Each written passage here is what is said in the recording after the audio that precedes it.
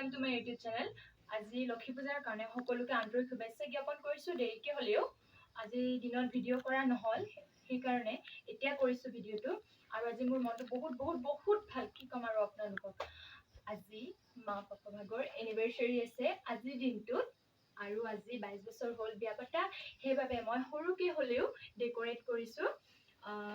ডাঙৰকেতো কৰিব নোৱাৰোঁ, সেইকাৰণে সৰুকৈ কৰিছোঁ।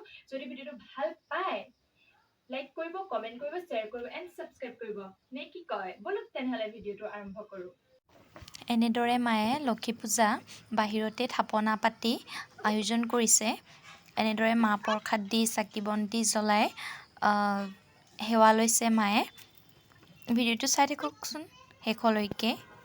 গম নাপায় আৰু মই মনে মনেহে ডেক'ৰেট কৰিছোঁ, কোনো গম নাপায়। এতিয়া মই মাতিম, তাৰপিছত চাই থাকিব ভিডিঅ'টো।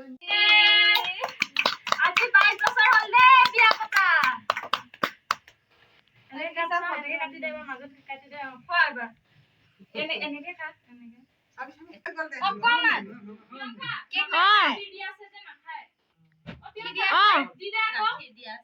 মই ভিডিঅ'টো ধৰ পাহৰি থাকিলো।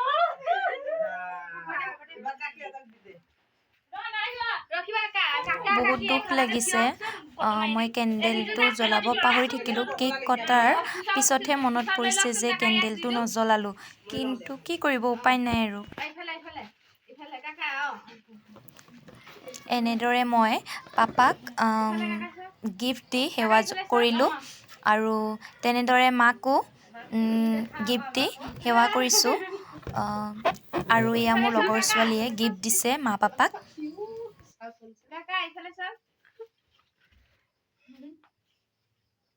হৈ গ'ল এতিয়া, মনে মনে সাৰপ্ৰাইজ কৰিছিলো, হৈ গ'ল এতিয়া, কোনো গম নাপালে দেই।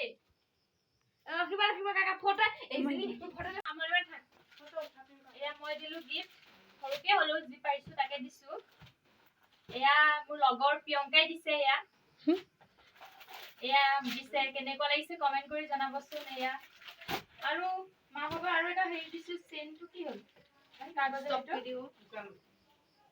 আৰু মই মাক চেইন এডাল দিছো, সেইটো দেখাব নোৱাৰো কাৰণ মায়ে থৈ দিলে। গোটেই দিনটো ভালকেই গ'ল, কিন্তু এতিয়া ঘটনা এটা ঘটিল। সেইটো হৈছে মোৰ ভণ্টিৰ নাকৰ ভিতৰত মেগজিন বুলি এটা সোমাল, সেইকাৰণে মই হস্পিটেলত আহিব লগা হ'ল। বলক চাই থাকিব কেতিয়া কি হয়, কোনেওতো গম নাপায়। এজন দেখিছে এই নাকৰ ভিতৰত গুলি সোমাই গ'ল। এতিয়া হস্পিটেল আহিছোঁ, চাব ডক্টৰে এতিয়া উলিয়াব।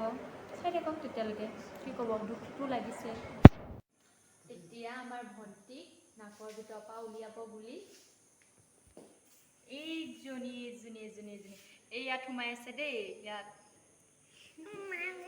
এতিয়া মই হস্পিটেলৰ পৰা আহি পাইছোঁ। হস্পিটেলততো উলিয়াব নোৱাৰিলে, এতিয়া আমাৰ ঘৰৰ ওচৰৰ মানুহ এজনীয়ে উলিয়াই দিলে। এতিয়া বাৰু বন্দুকৰ গুলিটো ওলাই গ'ল বাৰু দেই। তেনেহ'লে ভিডিঅ'টো কেনে পালে চাই ভাল পালে লাইক কৰিব, কমেণ্ট কৰিব, শ্বেয়াৰ কৰিব এণ্ড ছাবস্ক্ৰাইব কৰিব নাপাহৰিব। তেনেহ'লে বাই বাই গাইজ।